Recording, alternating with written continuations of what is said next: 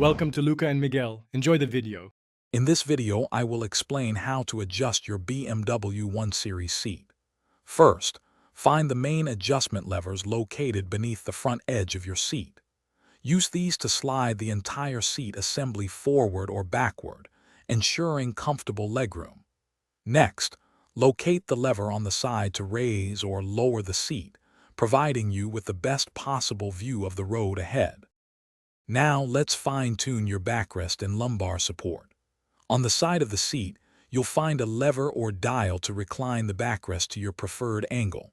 For lower back comfort, locate the lumbar support controls, often a button or dial, to increase or decrease the support. This helps maintain good posture and reduces fatigue on longer drives. Next, we'll focus on the headrest and thigh support. The headrest should be adjusted so its top aligns with the top of your head, or at least your eye level, for maximum safety. If your seat has extendable thigh support, pull the lever or handle at the front of the seat base to extend it, providing additional comfort and support for your legs.